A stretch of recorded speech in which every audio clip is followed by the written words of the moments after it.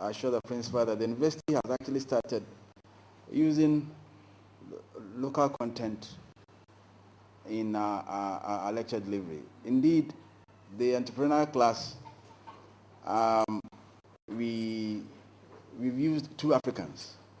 One is our own man here, Mr. Siam, Japan, and then Dangote of Nigeria. Because all the examples that we had, the Bill Gates and the Dell and all those other things, so we thought that no, let us come home. We can also find some here. And in this program, we have made it as practical as possible. All the major things that we teach, there's a lab for it, either the next day or a day after, so that we could have a hands-on. And then on Wednesday morning, we invited other entrepreneurs, about 3 of them, who have not risen to fame. Because most times we see the end results. But what we also want to hear is the journey, the struggles, and so on. So these would come in the morning of Wednesday and share with us the challenges and so on. We think that it will be very, very insightful and so on. Last week, I received the profile of Mr. Dr. Ijapon. Now, because I knew him, I just put it aside and I thought I'll wait till last minute and then I just summarize it. Now, 2 days ago, I said, no, let me read through. Then as I started reading, honestly, I didn't know how to summarize. And I was happy that this was not an examination class. So at least I'll have the liberty to refuse to summarize. It's very, very difficult. Everything here, it's good. And it's important that we get who we've invited. Because we also asked him to share with us his journey. Dr. Joseph Siam Ejapon, popularly known as Jospon, by his close associates, is a seasoned Ghanaian entrepreneur and a world-class industrialist who is the executive chairman of the Zoom Lion and Jospon group of companies, a conglomerate comprising over 60, I said 60, it's over 60, he will give us the figure later on himself, over 60 active companies engaged in waste management, printing, oil and gas, mining and construction, banking and insurance, river transport, and real estate development, among others. For his ingenuity, he has received many awards and honors. In November 2011, the Kwame Nkrumah University of Science and Technology conferred an honorary doctorate degree in literature on him for his contribution to waste management and higher education in Ghana. Born some 43 years ago, he's only 43, Dr. Ijapon enrolled at the Teshi Nungwa Preparatory School for his primary and middle school education. After his basic education, he continued at the Royal Technical Institute in Nungwa, where he studied for the City and Guilds of London certificate, which he successfully completed in 1990, graduating in Electrical Engineering Technician Part 2. After his graduation, his intention was to pursue the diploma program at Accra Polytechnic. This was to further his ambition of becoming either a pilot or a marine engineer. Indeed, at a certain point, he picked the application from the Ghana Nautical College and the Accra Polytechnic. As he pondered over his career goals during this time, his mother, who used to sell exercise books in a small shop in Accra, became seriously ill. Under this circumstance, he was forced to take over the running of his mother's shop and exercise books business. Within a relatively short period, the business grew so rapidly, beating everyone's imagination. As a result, his father was even more resolute in his decision that Dr. Japan should abandon his engineering interest and focus on business. In pursuit of his desire and conviction to create jobs and improve the living conditions of the people of this country, in 1997, Dr. Japan plowed back his profits from the exercise books in business and, with additional support from his mother, established a printing press called Jospon Printing Press in a small room in Jamestown, a suburb of Accra. In due course, Jospon Printing Press was converted into a limited liability company, and this has served as the bedrock of Dr. Japan's success story. Dr. Japan's conglomerates include Appointed Time Screen Printing, J.A. Plant Pool, J.A. Quarry, J.A. Vehicle Assembly Plant, Creator Digital, Zoom Lion Ghana Limited, the Accra Compost and Recycling Plant, Sino Africa Development Company Limited, Great Consolidated Diamonds Company, Suba Info Solutions Ghana Limited, Africa Institute of Sanitation and Waste Management, among others. He has investment throughout the country in primary, secondary, and tertiary waste management. Dr. Japan introduced the tricycle concept in waste management after seeing the Chinese employ the method with high success. Indeed, the company has revolutionized waste management in Ghana. Currently, Zoom Lion has a core staff of 3,000 and a project staff of over 65,000. Zoom Lion's superb performance before, during, and after the AU Summit, and particularly CAN 208, has won the company and the country many international accolades. So high was the company rated that it also won the cleaning contract for CAN 2010 in the 11th November Stadium in Luanda, Angola. Zoom Lion is also operating in other African countries, such as Togo, Liberia, Zambia, Angola, and Equatorial Guinea. Negotiations are also ongoing for the commencement of Zoom Lion operations in Southern Sudan, Nigeria, Ivory Coast, Sierra Leone, and South Africa. With the modern trends in waste management skewed towards gaining carbon credits and encouraging a paradigm shift in Ghana's mentality from disposing to reuse and recycling, Zoom Lion has set up the Accra Compost and Recycling Plant, worth over $25 million. It has its prime focus to save the environment by providing a workable alternative to landfilling and so on. Dr. Japan is grateful to God who has directed him and given him vision and inspiration for the establishment of all his companies. He is usually moved by the sight of poverty and insecurity to embark on job creation, especially for the underprivileged, semi-illiterate, and even uneducated people in society. Over the years, Dr. Japan has won the admiration and recognition for his entrepreneurial acumen, diligence, hard work, and contribution to the social economic development of Ghana. The enormous effort of Zoom Lion Ghana Limited towards the attainment of a clean and healthy environment continues to receive high profile recognition, both locally and internationally. Dr. Japan's efforts have been recognized by the government by being awarded with the Order of the Volta, one of the highest awards given to statesmen in Ghana for exemplary activities. This was in the year 2008.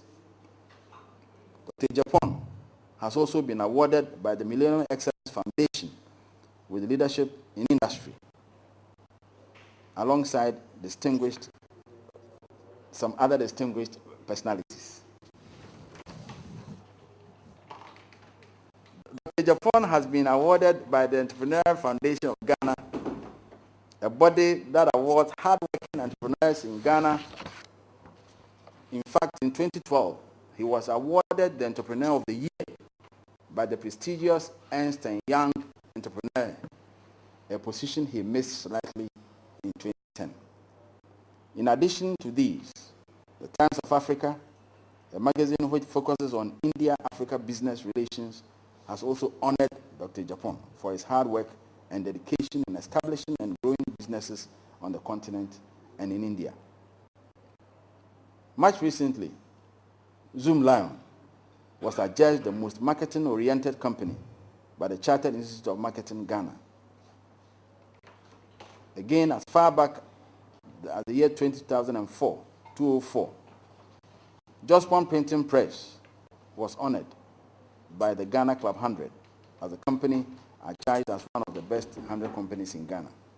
With such remarkable footprints, made not only in Ghana, but in other parts of West Africa, India, Dubai, China, Dr. Joseph Siao Ejapon is undoubtedly one of the true beacons of Africa. With these, it is my pleasure to ask Jospon to step forward and come speak to us.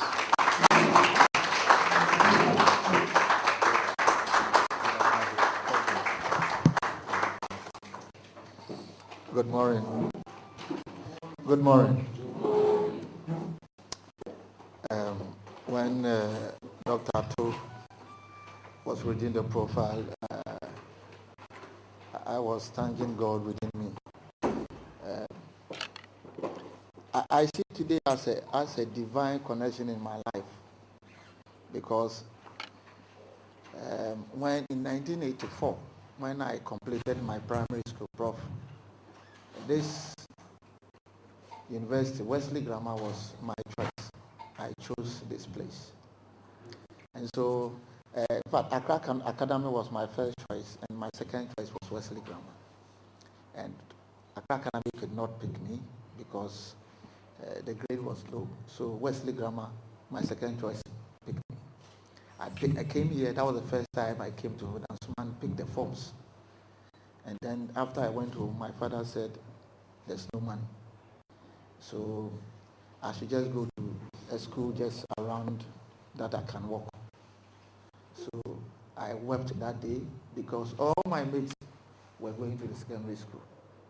So today when I saw Wesley Grammar, I remembered that today is a divine connection for me to come here again.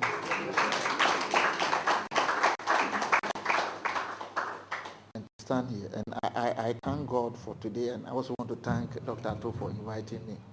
I forgot even that Methodist University is the same as Wesley Grammar until I saw it written. I said, hey, remember where you came, where because of money you were rejected. The principal, the vice principal, the registrar, director of Center for Entrepreneurship Education, deans, head of department, management and senior staff of the university, participants, distinguished ladies and gentlemen. It was with much pleasure that I accepted the invitation by Dr. Atto Suman, Director of the Center of Entrepreneurship Education, Research and Training of this university, to be the guest speaker at this very important function. He indicated to me that I should not only come to speak as a guest, but share my experiences with participants, particularly my journey as an entrepreneur, highlighting on my challenges, my struggles, my failures, disappointments, as well as my rise to prominence. Part of the story have been told by him, and I'm sure that he is very much aware as far as we go back so many years. Before then, let me congratulate the Methodist Church, Ghana, and the Methodist University for its contribution to this country, not only in transforming religious life of people, but also for their immense contribution to the human development efforts in Ghana, particularly in education delivery. Mr. Chairman, government cannot create all jobs for today's young people. And indeed, government should not be expected to create all jobs.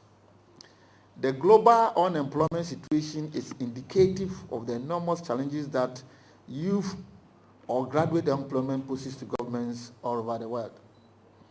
Available statistics indicate that global average of unemployment is about 12.6%, with 40% of the world's unemployed being the youth. In the United Kingdom, for example, it is only until recently that the Higher Education Careers Service Unit reported a drop in the graduate unemployment rate from 8.5% in January 2013 to 7.3% in January 2014. It is said it represents the lowest level since 2008. In sub-Saharan Africa, according to the International Labour Organization, paid employment opportunities are scarce and hovered around 74.4%, implying therefore that unemployment rate was at 22.6%. Indeed, graduate unemployment remains high across many countries, prompting the African billionaire Mo Ibrahim to say that African education system produces people for non-existing jobs, and that the higher education one receives in Africa, the higher the individual chances of not getting a job. In Ghana, and I have made this point on previous occasions, despite massive effort by successive governments to create employment, rapid population growth with its attendant expanding labor force has still left a large number of people unemployed. Available statistics from the Statistical Service indicates that 250,000 adults join the labor force annually, with 30% of them being graduates of the tertiary institutions. This means per annum 70,000 graduates join the labor force, while only 5,000 are employed by the formal sector, while the remaining 65,000 thereabouts endure in the informal sector. Professor Aite, the Vice Chancellor of the University of Ghana, is reported to have noted that as many as 50% of the graduates who leave Ghanaian universities will not find a job for 2 years after their national service, and 20% will find a job for 3 years. And this figure undoubtedly should be enormous and concern to all. Mr. Chairman, these statistics tell us that we need to reinforce entrepreneurship education across our tertiary institution. But in addition to the statistics, our current social, cultural, and economic circumstances make it imperative for us to pursue this agenda more vigorously. Let me explain this idea with 2 points. If I have been traveling a lot, if you take a flight from Dubai to Ghana, I normally join the business class. What even came to mind to join the business class was that when I started traveling, the first time I traveled, I joined the economy, and you'll be queuing for a long, and I didn't know that there was compartment in the plane, because as a villager, I didn't know the whole thing until I saw that people were just moving there. So one day I said I'll join. When I joined, I saw that that is where it goes on. Businesses, and you have so many.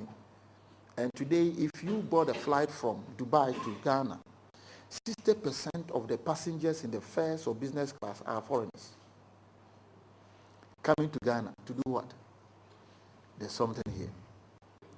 And then also, when you board other flights, Ethiopian Airlines and other, 70% at economy are Chinese. They are in Galamsey, they do so many things. What is here that these foreigners are coming here to do? The second point is that visit any Ghanaian family house at breakfast, at lunch, at a dinner. 70% of everything set on the table are imported. Fork, knife, plates, orange juice, rice, sugar, everything is imported. Even to toothpick. It is in only our food preferences, and then the manner. We also look at the manner that we dress. Everyone sitting here, with all due respect, The uniform, that everything, the dress, 100% is foreign. From your shoe, your socks, your underwear, everything is imported. This pattern of consumption does not help to cultivate entrepreneurship. We need also to change our taste in order to provide reason for young entrepreneurs. And the reason is that the training and the teaching that goes on, what stimulates entrepreneurs is that there must be an opportunity. And that opportunity must be supported by government.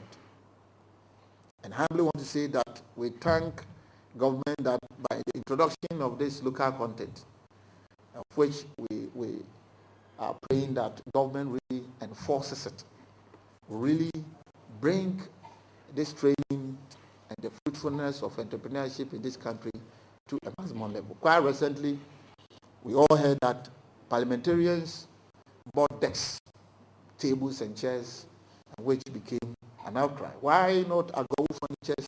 Why not? We have timber, we have everything here. And so it shows that this local content issue is working. Mr. Chairman, it is gratifying to note that therefore the Methodist University is teaching skills and fostering creativity and independence. By providing entrepreneurship training, the Methodist University is sowing the seed of innovation and with a commitment of preparing people to thrive in today's economy. By bringing the business world into the classroom and strengthening the connection between education and economic prosperity. Education is the ticket to success and the future of Ghana. And for that matter, the whole West Africa sub-region depends on an increased supply of educated, creative, entrepreneurial citizens that are willing to change the status quo and create new business jobs. In a changing economy, entrepreneurship is the